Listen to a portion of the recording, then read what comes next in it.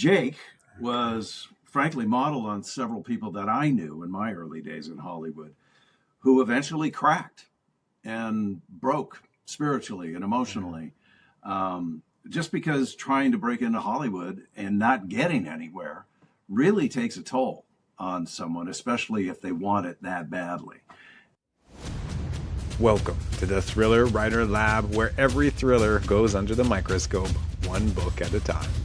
I'm your host, Mark Nadeau, and this is where best-selling, award-winning, and emerging thriller authors share the craft, research, and real-world experiences that power today's most gripping stories. If you're looking at your podcast feed right now and wondering if you clicked the wrong button, do not panic. You are in the right place. We were the Thriller Pitch podcast, but as this show has grown, we found ourselves going deeper and deeper into the actual mechanics of storytelling. We aren't just pitching books here anymore, we are dissecting them. So we've updated the show to match the mission. Welcome to the lab. Joining me today is actor, filmmaker, best-selling author Jon Lindstrom, author of the crime thriller Hollywood Payback. Jon, thank you so much for taking the time to be here today. Thank you very much for having me. You've got a good format going on here, man. I'm glad to be a part of it. Thank you. And here is your book. I'm showing it to the camera, Hollywood Payback, for those who... I have the hardcover. Nice. Well, I know people. Yeah. So let's get into the pitch. Pitch me your upcoming book, Hollywood Payback. Well, Hollywood Payback is the follow-up to my book, Hollywood Hustle, which came out about 2 years ago. That one focused on an over-the-hill actor whose life blows up right when it shouldn't. Hollywood Payback, I like to think of as kind of the anti-Hollywood Hustle. Have you seen the movie Jake Kelly? I'm not sure. Well, it's with George Clooney, who plays an actor, kind of getting to not the twilight of his career, but things are slowing down a little bit. But there's another character in the movie played by Billy Crudup, who is his friend from acting class, who never got anywhere. And my main character in Hollywood Payback, Jake Ferguson, was in the acting class with the guy from the first book named Winston Green. Jake was frankly modeled on several people that I knew in my early days in Hollywood who eventually cracked and broke spiritually and emotionally, just because trying to break into Hollywood and not getting anywhere really takes a toll on someone, especially if they want it that badly. And so that's the premise for the book. He falls off the rails, does some very stupid things, makes some very bad choices, and ends up going to prison. That's one timeline of the book, and that's told juxtaposed with the contemporary story of the book, which picks up right when he gets out of prison and sets out to try and redeem himself and find some sort of deliverance for all the harm and hurt that he caused all those years before. Things don't go quite as planned. Yeah. Understatement. Yeah, of the year, right? Yeah, very good. Thank you. In the opening to this book, there's a dedication that says, to all those friends who never hesitate to help. I'm curious with this book, what that meant to you with the people that helped build this book, if that's what it was referring to. Well, if you read the acknowledgments, it's all right there. But I was also talking about the broader sense. One thing I realized when I was writing this book, and I think I was aware of it, but I became acutely aware, is that by the time I was 30 years old, I was the only one who was still even around from my earliest days. No one from my acting classes or early theater productions in and around Hollywood, they had all given up. They'd all moved on to other lives. A couple of guys, and I would say moved on to absolutely wrong lives. But I also realized that the friends that I've had virtually my entire life.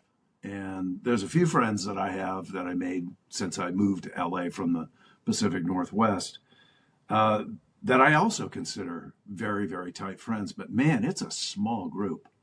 And those folks will step up for me and I for them anytime they ask. They could call me at 4 o'clock in the morning and I'll be there. Now, when you read the acknowledgments of the book, I say that because what I found in the writers community, and somebody told me this many years ago, and I was reluctant to believe it, but a friend of mine named Lynn Marie Latham, who's also mentioned in the acknowledgments, she was a television showrunner for many years, created, I think, 12 different TV series. Really good friend. And she always said to me, John, she's from Texas, John, writers are the most helpful of any of the creative arts. They are there whenever you need them. I said, yeah, having been an actor for a long time, I'm like, sure they do. I know how this goes. Well, she has proven me wrong and herself right more times than I can count. And when I have turned to another writer for advice, for research, for anything, they are, without question, the fastest to help of any of the creative arts. I don't know why that is. Maybe because we spend so much time alone in a room and we're happy just for some interaction. I don't know. Yeah, but it's true. You take James Latoile, fantastic writer, lives in Sacramento, was a lifelong penologist. And since I was writing a book about an ex-con, he was there with more information than I knew what to do with. And he didn't have to do that. But he knew I wanted to get it right. And he also wanted to help me write a better book. So that's what I'm talking about when I say to all those friends who never hesitate to help. Yeah, it is a wonderful community. It really is. Yeah, yeah. I feel like I found my tribe. Finally. So that brings me to why novels. You've had a successful acting career, filmmaking, now novels. I'm overwhelmed thinking about what your schedule might look like. Yeah. My best friend, who I wrote my first screenplay with, an actor named Tom Shanley. I saw him a few weeks ago in LA. I'm in Atlanta right now working, but I saw him in LA a few weeks ago. And he said, you know, John, I'm feeling very unproductive compared to you right now.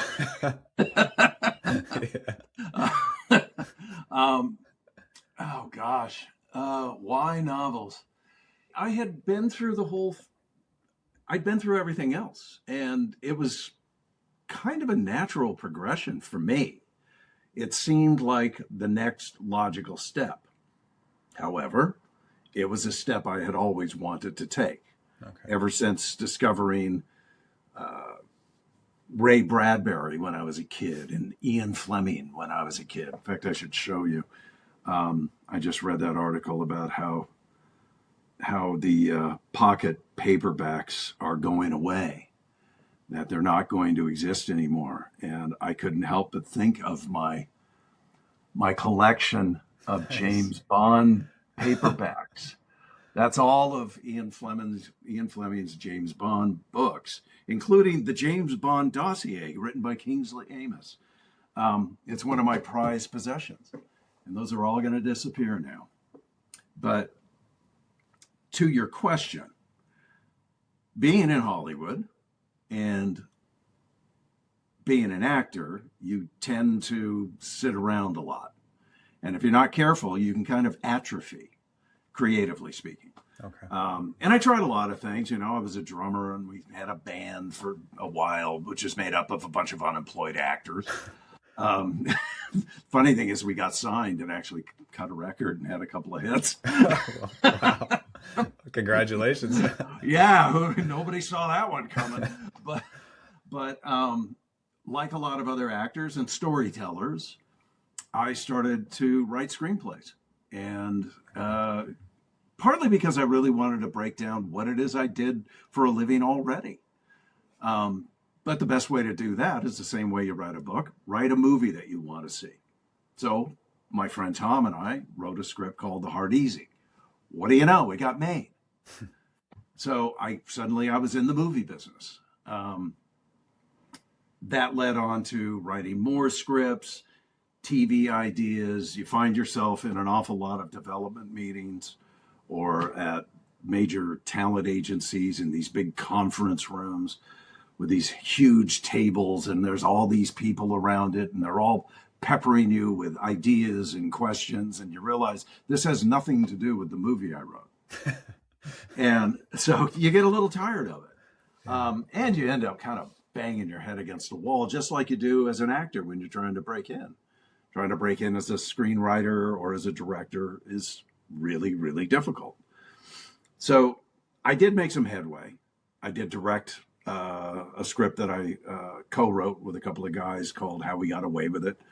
Did it independently, got it out. It did fine, did quite well at the festivals and won some awards. But ultimately, it was a fairly unsatisfying experience. And I love directing. I absolutely love directing. It's telling stories visually and composing shots and creating sequences, working with actors, which turns out I'm pretty good at. It's a wonderful experience, but at the end of the day, there's so much pushing the boulder uphill by yourself often that the payoff can be kind of just ungratifying. So I had this strange turn when, not too terribly long before the pandemic, maybe 3 or 4 years, I suddenly had an opportunity to try narrating audiobooks. It was through a gentleman named Dan Musselman, who's become a friend. He's now retired, but Dan was running the Penguin Random House audio studios out in Woodland Hills, California. So I started making the drive out there to record the occasional book. Then the pandemic hit. Audiobooks kind of got me through the pandemics. I'll tell you that. I had to build a studio in my home, which means you're in the closet with a bunch of clothes. Yeah, that's right. You hang a drape over the door so the sound doesn't bounce, Yeah, that's recording audiobooks now. So, but I had 2 great benefits from that. One, narrating a book instead of just reading it brought me that much closer to how a book is constructed. Okay. To how the writer wrote it. Now, I had already been kind of going down that path, and that's why I say this was kind of a natural progression, each step building on the one before it. Mm-hmm. Being an actor, learning to write scripts, learning to make films, narrating audiobooks. Suddenly I was there narrating, and some really good writers like Don Winslow, Blake Crouch, Alex Finlay. I mean, these are all New York Times bestseller guys. Yeah, I know them all, These guys are good. And I also read some not so good books, and I did have a moment there in the booth out there in Woodland Hills where I was looking down at the iPad and I'm reading the line and I just went, oh, I think I really could do better than this. It's not true of all of them. There was only a few, but I got inspired and I started to write, and I had nothing in mind. I just sat down early one morning on a blank screen and started to type away, and it became my first book, Hollywood Hustle. But I was probably 2/3 of the way through, and I realized, you know what? Those guys, Winslow, Finlay, Crouch, they were the ones that really kind of inspired me to finally take that leap. And so they all have websites. I wrote to them all. I'm still waiting to hear from Winslow, though he does follow me on Twitter. I can't call it that other name. Okay. But Blake wrote me back, and Alex wrote me back in 5 minutes. And we've since become very good friends. But it was Alex Finlay who really gave me the lowdown. Jon, if you're serious, this is what you have to do. You have to put yourself in the chair every day. You have to do something every day, even if it's just research. But if you're going to be a writer, a novelist, this is how you have to go about it. He also advised me on the book conferences, which I knew nothing about. I had never heard of BoucherCon or Thriller Fest or Left Coast Crime or, any of those things. Yeah. And he's the one who said, look, you should go to Thriller Fest. It's the biggest of its kind. Yeah. It's all about the writers. And they also have all these other programs around it for people who are looking to get published. Now, I go to Thriller Fest and I meet all these authors, some of whom recognize me. You know, I do have that in my corner. You know, I'm on television. So some of them recognize me, which really surprised me. I'm going to get to the end of this story soon.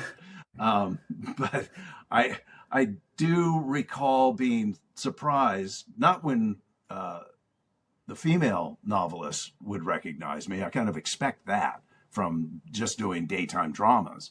But when the men would come up to me and say, "Hey, man, I watch you all the time." Okay, I normally don't get guys coming up willing to admit that they're watching a soap opera, but why do you watch? Because now I'm curious. And, oh God, it was Reed Farrell Coleman who said to me, because I like the way the stories interact and intersect with each other. And I went, maybe I know a little more about that than I realized, because I've been doing this for a while. Yeah. So anyway, so I go to Thriller Fest. I went to Craft Fest and I took master class. I signed up for everything. I even went to the banquet, and I had no business being there. But I signed up for Pitch Fest and did my research and took the virtual practice Pitch Fest sessions where I got coached on how to pitch for a novel. Luckily, I've pitched a lot of screenplays, so I already kind of knew how to do this. But through that process, I found my agent, the incredible Liza Fleisig out of New York at the Liza Royce Agency. She worked with me as I finished the book. I hadn't even completely finished the edit on it yet. And we did another edit on it, and she submitted it, and I had a publishing deal within a few months. Wow. So all of that to say, that process was very clean. All of it was very clean. And I realized why I wanted to do that, because I was pretty tired of all the people with all the ideas and all the questions and the suggestions that had nothing to do with the script. When it came to doing the books, first, it's just you, only you writing that book. And when it gets to the point where it can go out in the world through a publisher, through your agent, I never had anybody say, change it or else. Change it. If you don't change it, we're not going to make it. Okay. And I've heard that a lot. Yeah. This kind of ultimatum way of doing business. In publishing, it's never been like that. It's only been, I have an idea, and if you don't like it, you can just say so and don't do it. It's your book. But when I heard these ideas, they were always so well supported and so well thought out, I followed their advice. And I would make the change to help them do their job, because I realized these are professionals. Let the pros do what they do. And I would suggest that to anybody. Now, if I had 50 books under my belt and they were all bestsellers, I'd probably say, nobody's telling me how to change. You know, but I was very new and I wanted to learn. So I was happy to take the suggestions. That's awesome. Well, congratulations. I mean, yeah, thank you. It's kind of the long way around the barn, I know, but it's not a simple answer. Yeah. Well, it speaks to, if there weren't a lot of big changes and things, I mean, it just speaks to the quality of the books that have come out. It became a bestseller when it came out. So, Yeah. I've had a lot of great support. But I also love writing. I absolutely love the process of writing books. And I hope that comes through. Yeah. I really hope that does, because I know that as an actor or even as a filmmaker, but especially as an actor, if you love what you're doing in the moment, people do pick up on it. Yeah. It translates through to the audience somehow. And I would like to think that that is the same for a reader, that they can tell this person had a lot of fun writing this and now is passing on that fun to me. Yeah. You know, and that's our kind of collective enjoyment. Yeah. Yeah, for sure. So speaking of ideas then, where did Hollywood Payback idea come from? What sparked the story for this book? Hollywood Hustle was definitely inspired by a lot of people that I had known and come across, maybe not known well, but, you know, I can say specifically the career and life arcs of people like Tom Sizemore or Michael Madsen. They passed on, so we can talk about it. But they were brilliant guys who shot up like a rocket, and then they kind of crashed. And then by the end of their career, they were just kind of stable. And that's the career and life arc of the main character in Hustle, Winston Green. Like I said, Jake Ferguson was in class with Winston Green, and he's the guy who didn't get anywhere. For every one of those Tom Sizemores that I've met, for every one of the Colin Farrells that I've worked with, there's probably 20 to 50 of the guys that I've come across who are no longer around. I mean, the attrition rate in showbiz is absolutely astronomical. And I thought, there's a story there. I mean, we all talk about the successes. That's easy. They're right in front of us. Yeah. It's easy to notice the Tom Hanks of the world. It's not so easy to notice the guy who wanted to be Tom Hanks and never got past a couple of one-liners. Now, maybe they didn't have any talent, but I knew a lot of guys who had a lot of talent and just didn't have the psychological makeup that is required to be a Tom Hanks, a Colin Farrell, a Meryl Streep. Those folks are able to function in a very, very bright light. And even in the audition process, when you're just walking into offices and there's, maybe 2 people, maybe 7 or 8 or 9 in there waiting for you, that is a bright light in and of itself. And I just thought, you know what, these guys have a story and it has value as well. And I think, I don't know, maybe I just write these books to pull back the curtain. Yeah. Because I know still, even with social media and everybody documenting every minute of their lives, it's never really quite authentic. Yeah. It's an act still. Yeah. You notice when the lighting's really good, oh, here I am just waking up in the morning. No, they're not. But I just felt like there's a million stories in the Naked City, and the guys who inspired this book are one of them. Okay. Is one of them, and it was worth telling to me. I don't know. Maybe it was just time to start reviewing my life.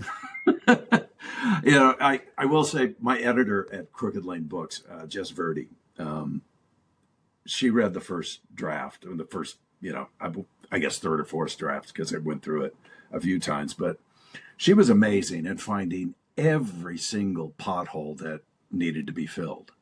And one of them, the biggest one, was, Jon, you're kind of glossing over Jake's decision to give up on showbiz and therefore himself. Yeah. I think you need to dig deeper. And so I was down here in Atlanta. I had a week off coming up. So I booked a hotel room in Savannah, and I drove over there and locked myself in a hotel room with a view of the river for 5 days. Really didn't do much. Yeah. But Savannah's a lovely town, though, if you ever get there. It's really beautiful. And I started finding all those reasons why I would have given up. And I started reviewing those humiliating experiences that I had and applying them to Jake Ferguson's story. By the time I was done, I remember just being so angry. So this old moldy anger was still hanging inside of me. And now I really don't have it. So if there's any truth to the idea that writing can be cathartic, maybe I'm a really good example of that, because I bear no ill will towards any of those people anymore. I just wonder if they'll recognize themselves. Yeah. The book, it opens with a very strong image of LA, including the depiction of the holly shrub, which is not a tree, a shrub. How beautiful it is, and seen as good luck, yet the berries that grow from it are poison. Why start with that imagery? Well, even on its surface of the sunshine and the palm trees and the beach and the hills, and still being the only place, and I've done it, where you can go skiing in the morning and surfing in the afternoon. I actually did that a couple times. Um, it does hide a very dark criminal element, if you would, or even a criminal propensity. And I think that exists because, along with the sunshine, LA and Hollywood specifically, as a kind of state of mind, is a place of spectacular potential and possibility. Yeah. And the thing is, when you step into it, you find that it attracts all kinds. We say moth to a flame, probably too much. But there's a reason people like why you don't see Tom Hanks just kind of walking down the street. These folks really need to protect themselves from those moths and insects and snakes that are always trying to get close to them.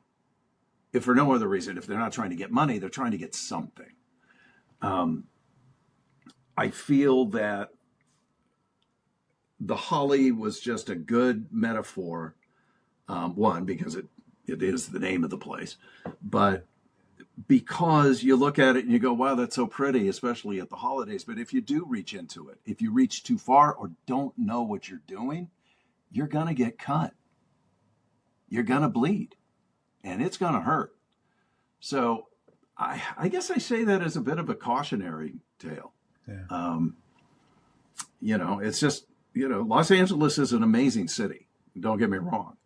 It is full of an incredible history, despite our propensity for wiping out history along the way. It has an incredible history there that's still kind of palpable.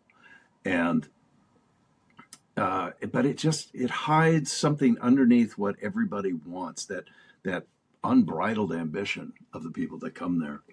That really is a bit of a snake pit. I'm sorry to say. And those friends that I was talking about, they all live there. I still live there. But I know how to move there now. It took me a while.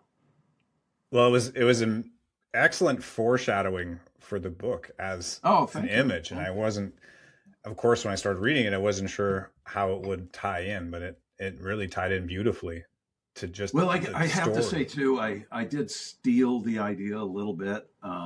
S.A. Cosby has become kind of friendly. I've met him at the conferences, and he and his wife actually watch the show that I'm on right now, Beyond the Gates. And I think Sean I just think he's the best crime writer in America right now. I just think he's killing it. Yeah. I mean, he's killing it. Yeah. Brilliant. His books, yeah. But I read, I want to say, I think it was All the Sinners Bleed. And he had this wonderful foreword about the place where the book took place. And I thought, God, that's a great way to open a book. Wonder if I can do that with Hollywood. I wonder if I can do that for my next Hollywood book. And that's actually where I started. Was that prologue? Yeah. Okay. Well, I guess a foreword really is what it is. Yeah. So I'm glad. I'm so happy to hear that it worked for you. Oh, it did. Yeah. Even throughout the book, though, you really bring LA to life in all its glory and not so much glory. What was that research like? Like, how much research did you have to put into the place and bringing this to life? Or is this all just memory? You just knew, well, if you go here, these are the kinds of people and things that are going to happen. And when you go travel this part of LA, these are going to happen. Well, I think, no, I didn't have to do a whole lot of research. At the time I wrote it, I was in LA when I did the first draft. So, and I was living kind of between Hollywood and downtown LA, and my gym happens to be in downtown Los Angeles. So I was making a lot of trips to downtown, and I would kind of, wander around down there, and it just kind of, it was in my mind. So I thought, nobody writes about this. Yeah. Everybody wants to write about the beach or, Malibu or Beverly Hills or, something. It's one of the reasons I chose Wrightwood for Hollywood Hustle. Nobody goes to Wrightwood. Nobody even knows where it is.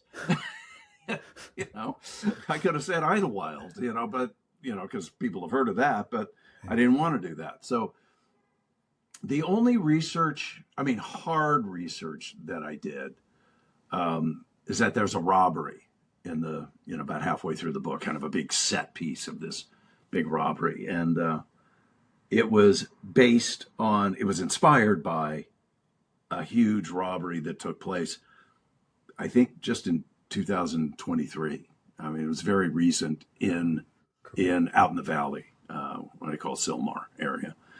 And I thought, wow, I think I'll drive out there and take a look around. And I was amazed. They'd been robbed of like literally $30 million in cash.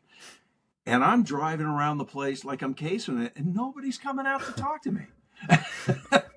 It's like, no wonder they got hit.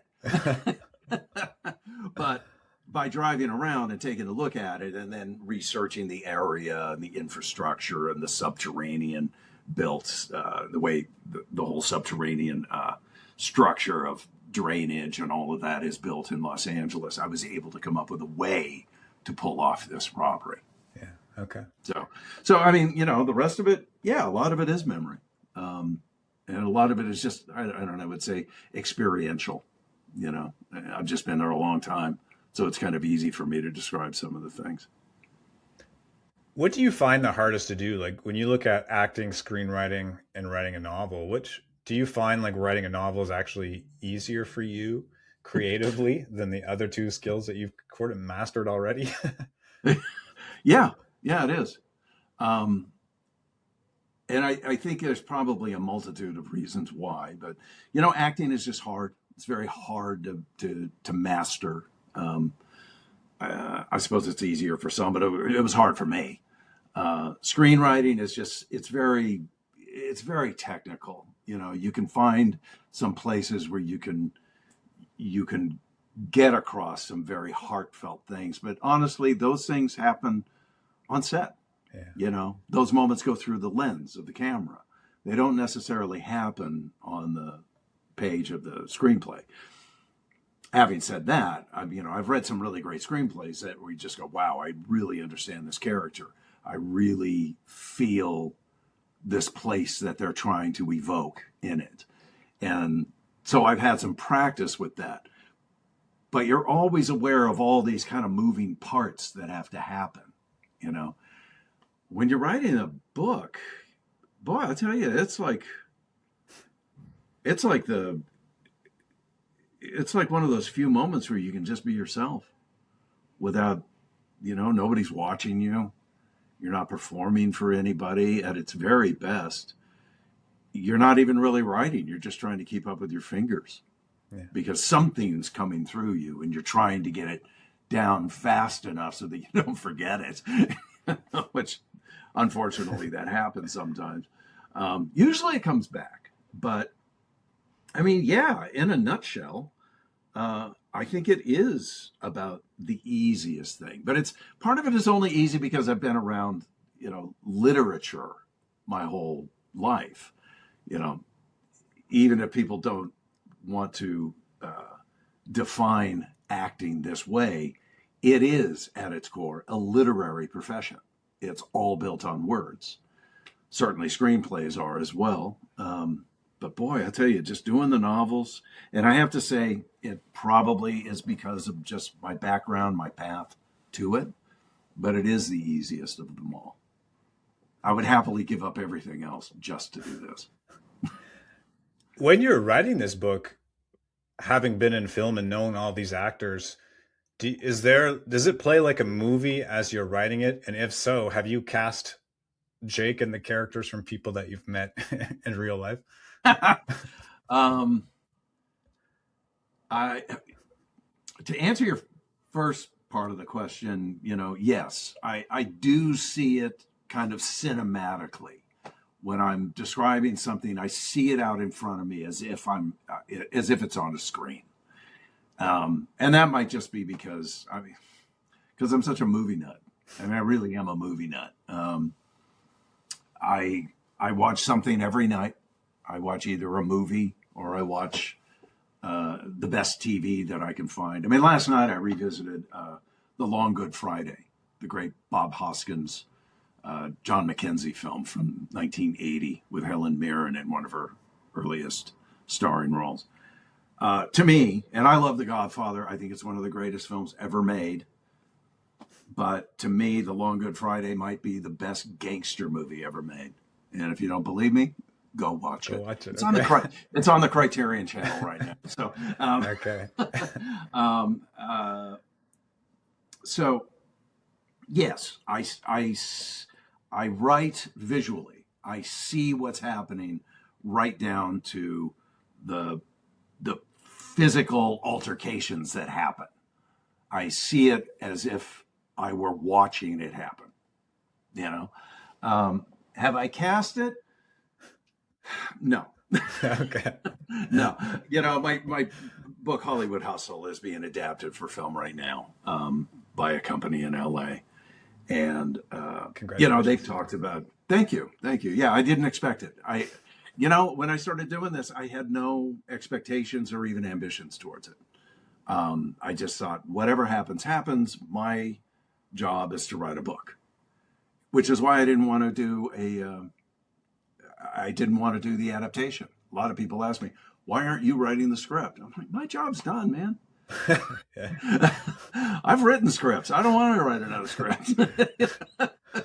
So, you know, get somebody really well known that will attract the kind of talent that you want to get. You know, that's how you make a movie. You know, so that's why I say when you're writing a script, there's all these moving parts that you have to think about. How do I attract talent? How do I attract money? How do I attract producers or studios or networks or a Netflix, you know, or any of that stuff? Writing a book, you don't have to worry about that. They'll find it if it fits their bill. You know what I mean? Because they're looking. Trust me. The company that's doing Hollywood Hustle, they've bandied about some really big names. You know, I mean, like really big movie star names. I'm just like, well, I hope you got the money. Apparently they do. But it means it'll be a couple of years before we'll see that hit the theaters. Yeah. You know, 2 to 3 years. Yeah. So I don't know. I don't really think about that. I get a picture in my mind of somebody, as I think any writer probably does, that kind of embodies the character that you're talking about. And you kind of go from there, you know, and then it's up to somebody else. I have to wonder what, Philip Dick would think of Total Recall. Because if you read that story, he's described more like a Woody Allen than he is Arnold Schwarzenegger. So, you know, it's almost like, sure, you can think about casting, but in the end, it's not going to matter anyway. Yeah. So you're pretty hands off on Hollywood Hustle then. Just let them do their thing. I am. You know, the writer will call once in a while and ask me some questions about what do I think of this? What was I trying to get across? And I'm there to help as a, you know, a producer on the project. I'm there to answer as many questions as I possibly can. I'll help in any way that I can. But a book and a movie are two very, very different animals. Yeah. And I think I might even fall into that trap of thinking somehow that they might be the same thing. And I don't want to do that. I think that would just slow everybody down. Yeah. At the end of the book, in the acknowledgments, you thank the readers and you say, and I'm going to quote, "I did everything I could not to waste your precious time. I hope you got what you came for," end quote. What do you think are the big takeaways from people who, like, for after they put this book down? What are you hoping they're going to get from it? Or what do you think they might get from having read the book? Wow, that's a big question, dude. You really showed up for this. I wasn't really sure. Nobody's really sure what they're writing or why they're writing something when they're doing it, I think. They might have an idea when they start out, but by the time they're done and they go through all the process, I think that evolves into something else. I think for me, I mean, one, I would just hope that they enjoyed a solid, tight crime thriller. Mm-hmm. You know, for me, Elmore Leonard is the North Star. Nobody did it better than him. And I hold up all the OGs like Chandler and Hammett, you know, Kane, those guys I keep in still the highest regard, as well as Elroy and Connolly and Crace. You know, these guys just tell a story like nobody else. They do it their own way. I hope somebody would say, you know, he did this his way. I like the way he did this. It's different than the other people. Yeah. The story held me. The story satisfied me at the end. I didn't feel cheated or like I wasted my time. But I think having really spent all this time with Jake Ferguson and what Jake means to me when I think of all those people that I used to know, I hope people come away with a little more understanding and patience of what broken dreams can feel like for someone if it's not you. Yeah. You know, have a little more empathy. Yeah, that's powerful. And I felt that throughout this book. Oh, It was, bless you. Yeah, it's true. It was such a wake up call because I've never really looked into Hollywood or acting or anything like that. And reading this book, it was such a wake up call to the tragedy and the spiral from being so hopeful, being seen like, oh, here's my opportunity, I'm about to get it, and then just being shot down again and again for Jake's case. And it was just like, wow, this is what an awful situation that he ended up in as a result of just these, almost like you said, like a normal turn of events for actors. It's crazy. Yeah. I mean, I didn't describe anything that doesn't happen to everybody, but not everybody can handle it. Not everybody can withstand it.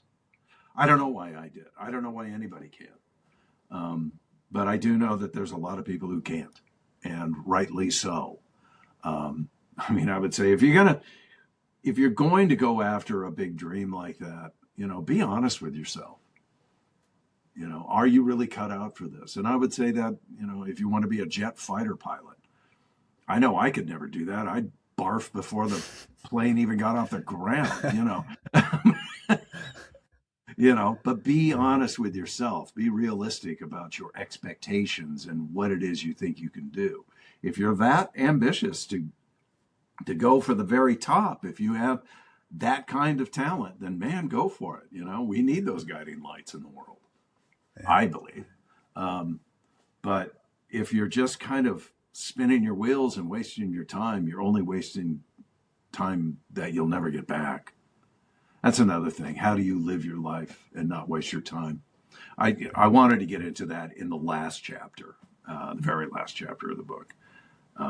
Just what time means, especially to somebody who's been incarcerated. Yeah. You know, he's not a bad guy. He did a bad thing. Yeah. You know, he made a stupid mistake, but he wasn't a bad person. He was capable of it, as we find out. Yeah. But, you know, but you had to push him. Yeah. And the book jumps from past and present with Jake. So we learn about his history and how he got to the point of the crime that sent him to prison. How did you decide like what scenes to set in the past versus the present? And did you find one of them harder to write than the other? Yes, the past story was very difficult to write. That really required me looking back and opening up doors that I just didn't want to reopen. Writing the contemporary story was just like writing a novel off the top of my head. It was very much like writing Hollywood Hustle in terms of the story. You know, there's a heist and a guy, you know, falls into the wrong crowd again, you know, and so I just kind of followed that muse. Yeah, writing the previous story or the then story, yeah, that was hard. That was very hard. Took me a long time to do it. People have said, "Oh, Jon, second book, is always the hardest one to write. And I think they couldn't be more right. But I don't know why I made this one even harder on myself. I don't think I expected that. I didn't expect to feel the things that I did. Like I was saying, I was so angry at one point. And I mean, there were times people that I would come across back then that it just make you want to take a shower, whether it happened to me or not. They were just unseemly experiences that I could have gone my whole life without knowing about. Yeah. That's the write what you know stuff that really landed for me in this book. And I'm glad you decided to go as dark as you did, because that did make it very powerful. It may not be for everyone because of that, but it's the truth and the reality of what happened. Yeah. I mean, so far I haven't gotten any pushback really. I've seen a couple of questions like, is this noir? No, it's not noir. Well, yeah, half the book is noir. It's like the then story is noir. Yeah. That ends, in a bad way for our main character. Yeah. The now story I see as a redemption story. When you created the love interests, both past and present, in Angela and Carla, essentially, when I say past, I mean Angela, how did you balance who you wanted the reader to root for? Well, boy, that's a really good question because I'm not sure myself. Okay. Carla was, we meet her early in the book, and we reference Angela, but we don't really meet Angela for a little bit. But Carla was kind of a spot creation, and the more I wrote her, the more she grew on me. These brassy chicks that are they're obviously really smart and way overqualified for the work that they're doing, but due to social and economic circumstance, this is what they're doing, and they're not taking a dime of charity from anybody. They would refuse it. And I just really kind of fell for Carla. So I guess I would root, I guess I would hope people would root for her, because she also seems kind of like the underdog girl in this story, compared to why Jake comes back. Because, like Angela is top of mind the day he steps out of prison. Yeah.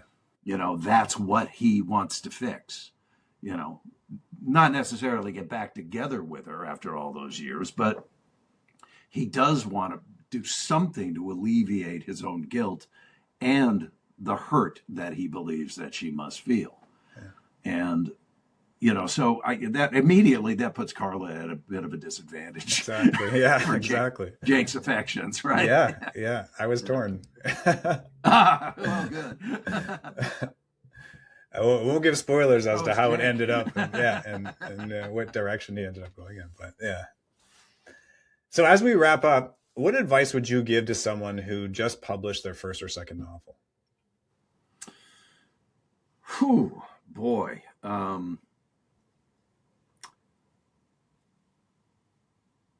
Do everything you can to help either your publisher or yourself. I know indie publishing is a thing now, and people have been very successful at it. So whether or not you're working with a publisher or you're self-releasing or indie releasing, I say do everything you can to help get your book above the noise. Yeah. There are thousands upon thousands of titles that get published every year. Like there's thousands of movies that get released every year. And there's a lot of similarities between movies and television and books that I've learned, even music. It's all about, what's the genre? Where do you find your audience? How do you talk to your audience and let them know that it's there? It's a lot of work that can be done. I do a lot of social media, and not that I want to, but I just see it as, this is part of the gig, man. You got to do it. And if you're not willing to help yourself, then how can the book help you? You know, it depends on what you want to do. I mean, I know people too that have just put books out because they just wanted to get it out there, and they didn't care what happened to it as long as it was there for someone. And I get that. I understand that. You know, I say, man, you know, that's as good an ambition and as clear a goal as any other. I wanted my books to be bestsellers, and I'm doing everything I can in the hopes that Hollywood Payback becomes a bestseller. We won't know until April 14th, you know, or even after, you know. But I think you just have to, you know, believe in your effort, believe in it. Yeah. You know, you sat down, you made this thing happen, and now you've got this thing between two covers. That counts for something. So believe in yourself and believe in what you've created, what you've wrought, because it was worthwhile.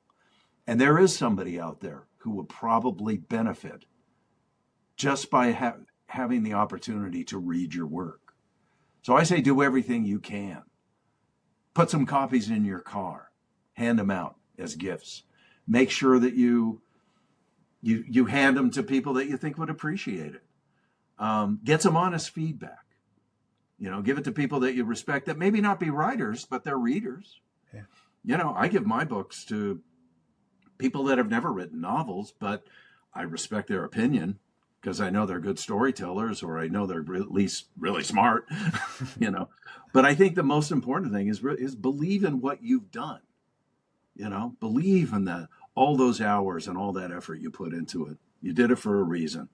And I say do whatever you can to let the world know about it.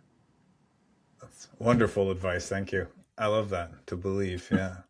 Yeah. And that is hard to do as a writer, especially as we publish and feel the nerves and yeah. Oh my God, somebody's going to see this now. Yeah. Listen, that's kind of old hat for me. Yeah. You know, I've had to walk in front of people and give them myself for so long. And that's part of Jake Ferguson's journey there too, is that rejection, that becomes part of it. Be ready for it. Yeah. It's okay to get some rejections. That doesn't mean it's not good. It just means that it didn't land with that person. Yeah. You know, I mean, social media is full of all these brave people behind the keyboard, you know, who were probably in the basement with a coffee stained t-shirt, you know. Who cares? Who cares what they say? The only people that matter are the people that like it. Yeah. The people that get something out of it, that respond. Yeah. Yeah, that's awesome. Thank you. I love that. Good. Question from Brittany Butler, who was the last guest on the show. She wrote The Patriot's Daughter. And she asks, and I think I stole this question already accidentally, if your book gets made into a movie, who do you see playing the main character? What actors? So let's say Hollywood Payback.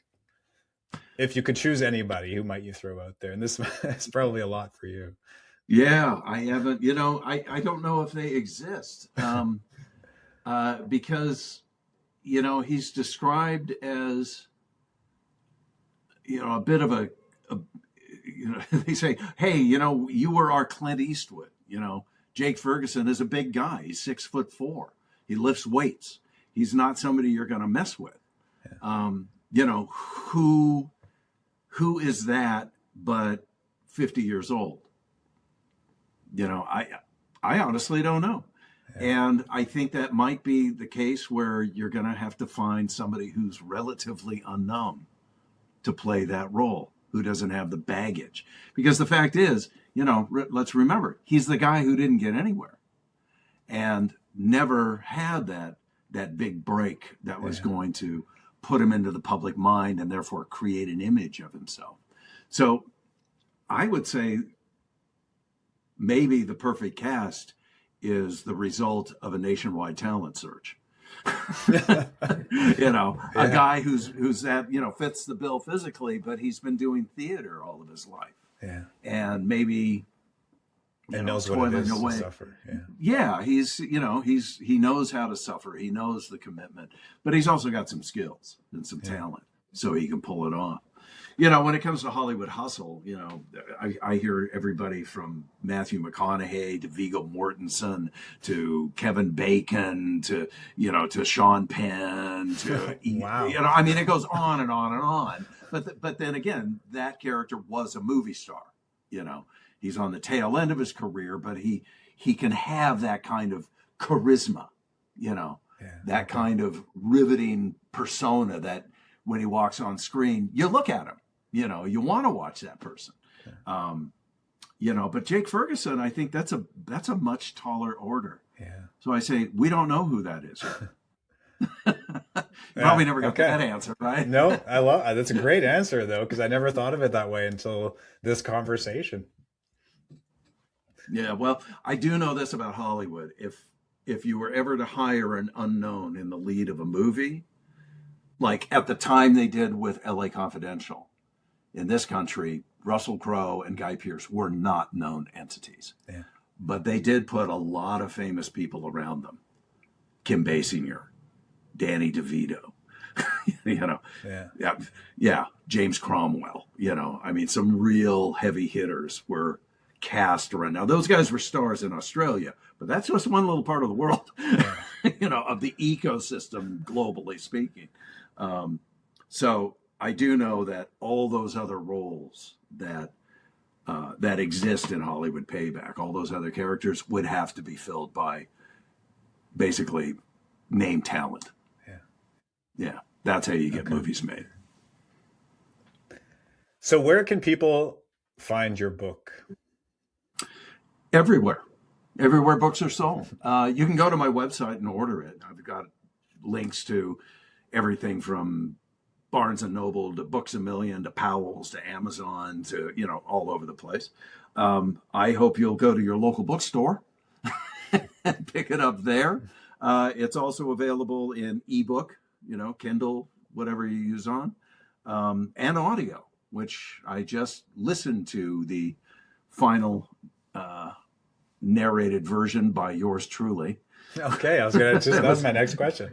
Yeah, it was kind of part of the deal. I've had to narrate both of my own books. Thankfully, I have some experience with that. Yeah. Because boy, I'll tell you, that is one hard job. I have some friends who only do that. And I swear their neck muscles look like Bruce Springsteen. Iron, But yeah, I narrated Hollywood Payback, so you can also get it on audio. Awesome. All right, so before we get into the next thing, you have a short story collection coming out as well, right? Oh, yes, I do. I do want to mention this because this is available now, Hollywood Kills. Hollywood Kills, great. I know, right? Edited by my friends Alan and Adam. They put this together. Everybody who contributed a story to this anthology has a professional background in Hollywood, whether as writers, producers, actors, cool. Whatever. My story is called Stalker. I'll leave you to figure out what that's all about.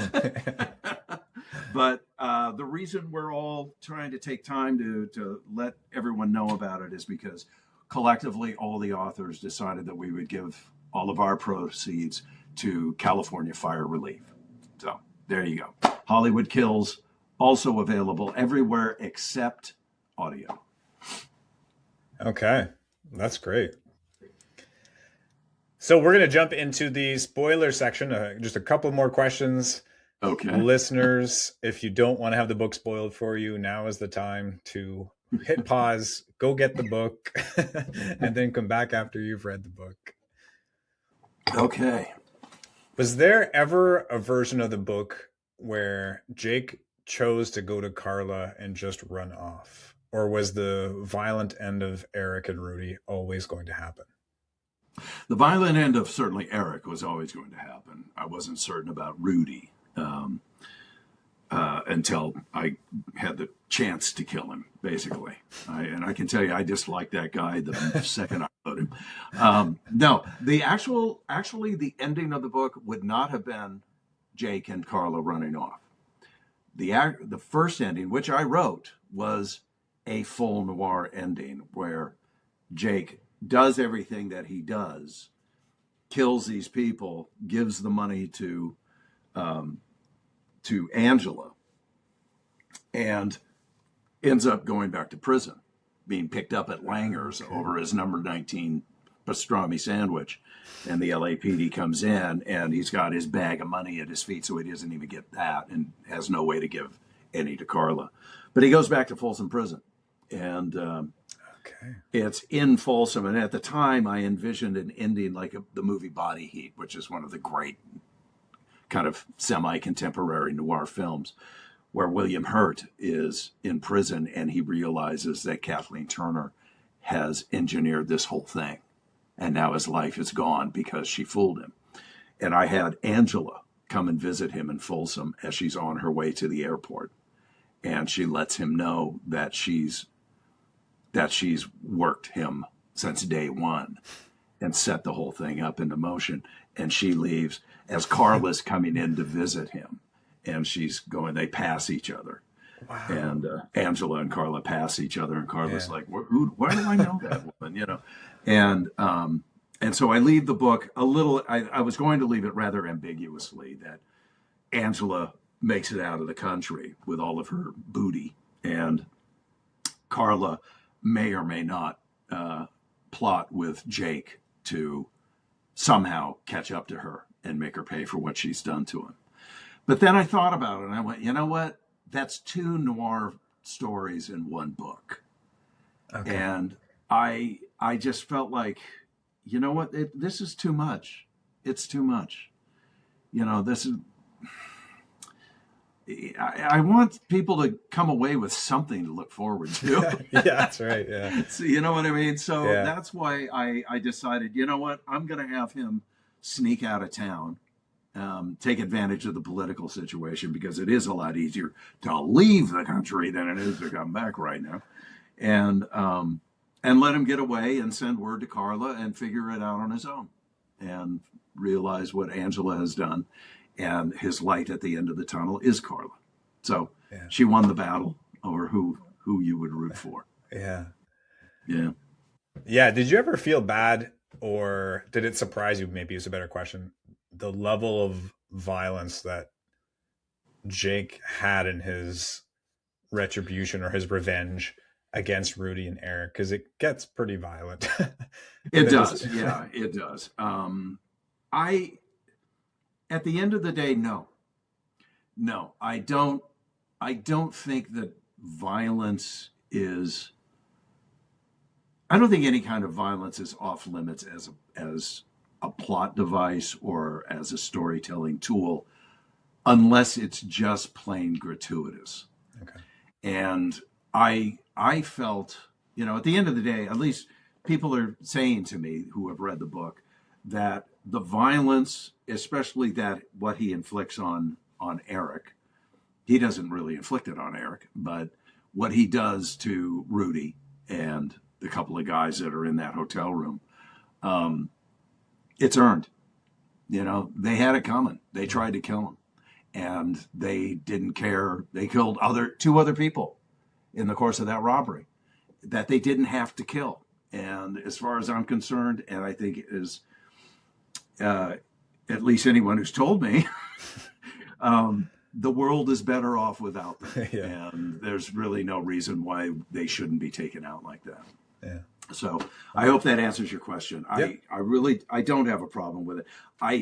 I shy away personally from writing about violence because I don't like violence and I don't really like guns, even though I own them. And I'm a crack shot. But I think violence it's the lowest form of human endeavor. And I think we should only resort to it if we have to. And I think Jake reaches a point where he has to. Yeah. Yeah. Okay. Yeah.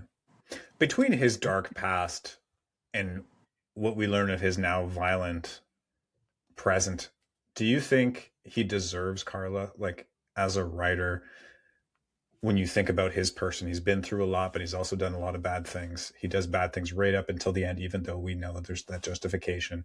Does he deserve, in your thoughts, to get away and have Carla in the end as a sort of a happy, we hope, happy ending? I'm not sure any man deserves somebody like Carla. She is the catch. She is the great catch of womanhood for virtually any straight man.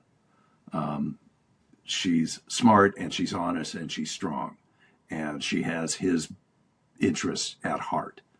Now, does Jake deserve to ride off into the sunset? I think, yes, I do. I think that, even in California, and I went through this with Jim Latoile in the research. The only reason that Jake sat in prison for his entire sentence is because of the laws at the time he was convicted, the felony murder rule, which made him just as culpable as Damon. Yeah. When Damon pulled the trigger, Jake and Bill are just as guilty of first degree or aggravated murder. I forget how it came down, as Damon is. Along the way, he's not from a rich family. No public defender is going to take that case. He doesn't know anything about the Innocence Project, and his parents die, and his sister won't talk to him. And while he's incarcerated, he has no advocate. He can show up for a parole hearing, but it's up to them if they're going to say yes or no. But given the facts of the case, the DA or someone from that office is going to show up and say, don't let this guy out. That's what they do. And so that's the reason why he stays a lot longer than he should have. I didn't bother spelling that out in the book. I thought, you know what, people can figure this out for themselves. Yeah. Nobody has questioned me about it, so I'm assuming it's supported in the story. So I do think that anybody else, even 5 years later, if Jake had committed this crime 5 years later, if he was 5 years younger and he commits the crime 5 years later, no matter how badly hooked on coke and messed up he is, he would never have spent that time in prison. They would have let him out, if he had an advocate, he would have gotten on that list of people that will be let out just for no other reason than overcrowding. So, yeah, I think because of the incredibly bad luck of the draw he got when it came to that, yeah, I think he deserves some time in the sun. You bet. With a woman who cares about him in a country with good beaches. Yeah. Yeah. You made a great case. Yeah. Oh, good. Okay. I was wondering. Yeah. I definitely agree now. You made a great case for that. Yeah. Finally, my last question. What's one question you'd like me to ask the next author who comes in the podcast? And the next author is Amanda West, who wrote The Memory Foundation. It's about a wealthy people looking for the cure to memory loss at a secret retreat, and they get trapped at the retreat.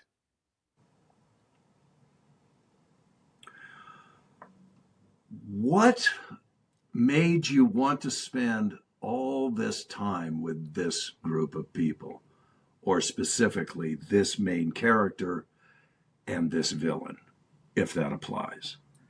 I asked that question because I asked that question of Paul Thomas Anderson after I watched There Will Be Blood. Because on my first viewing of that movie, which was moderated by Michael Mann, by the way, it was a screening, I asked, why would you want to spend time with this guy?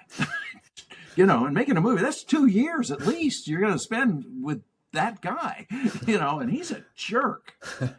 And you know what? He couldn't answer the question. And I think Paul Thomas Anderson is like our generation's Stanley Kubrick. I think he's brilliant, absolutely brilliant. And I think One Battle After Another is one of the best movies I've ever seen in my life. But it's interesting that he couldn't figure out how to answer the question of why he made a movie about Plainfield. So yeah, I would ask that question. Okay. What made you want to spend that amount of time with these people? All right. Great question. I will ask her that. Okay. Well, thank you so much for being here. This has been an incredible conversation. Are we done? I really enjoyed it. Yeah. Oh my God, that went by so fast. If you have a few more minutes, yeah, well, it was just a great conversation. If you have a few extra minutes and you don't mind sticking around for some rapid fire for the after show for my Patreon members, that would be Yeah, amazing. I'm having a blast. Let's do it. All right. Thank you again. For everyone listening, is Jon Lindstrom, Hollywood Payback. Go read it. Thank you for listening and for or watching. Have a wonderful day.